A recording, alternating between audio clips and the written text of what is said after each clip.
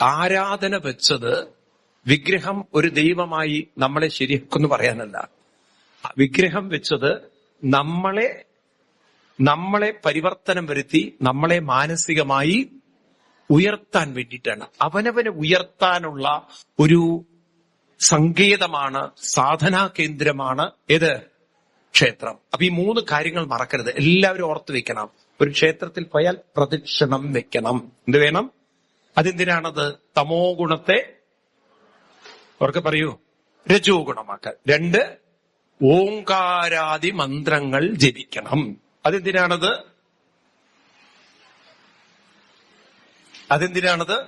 രജോ ഗുണത്തെ സത്വഗുണത്തിലേക്ക് ഉയർത്താൻ. അപ്പോഴാണ് മനസ്സിന്റെ വെപ്രാളം, റെസ്റ്റ്ലെസ്നെസ് ഒക്കെ കുറഞ്ഞ് മനസ്സ് ഏകാഗ്രമാവും.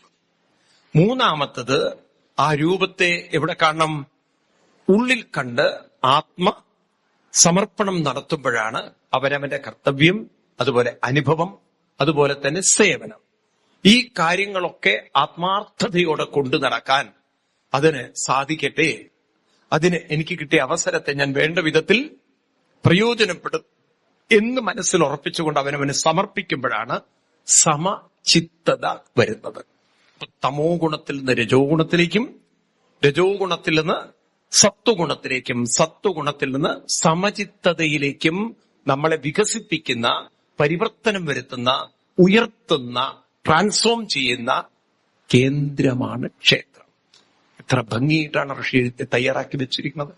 ഇതൊരു പള്ളിയിൽ പോകുന്ന പോലെയല്ല, മനസ്സിലായില്ല? ഇതൊരു പള്ളിയിൽ പോകുന്ന പോലെയല്ല. ഇതൊരു പരിവർത്തന കേന്ദ്രമാണ്. ഇങ്ങനെ ആയിരുന്നു നമ്മൾ വളർന്നതെങ്കിൽ കഴിവില്ലാത്തവരായി പറയൂ ആരും ഉണ്ടാവില്ല.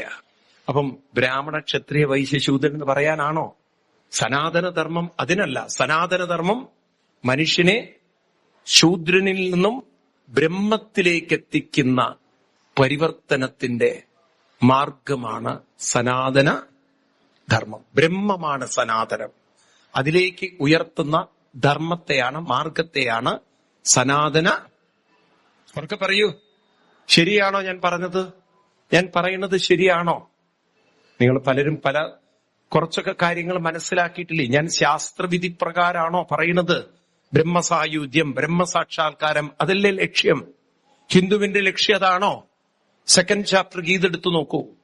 കൃഷ്ണൻ പറയുന്നുണ്ട് 2nd ചാപ്റ്ററിൽ ലാസ്റ്റ്, ഏഷാ ബ്രാഹ്മീ സ്ഥിതി പാർത്ഥാനൈനാം പ്രാപ്തി വിമുഖ്യതി സിത്വാസ്യ മന്ദകാലേബി ബ്രഹ്മനിർവാണമൃച്ഛതി എന്ന് കൃഷ്ണൻ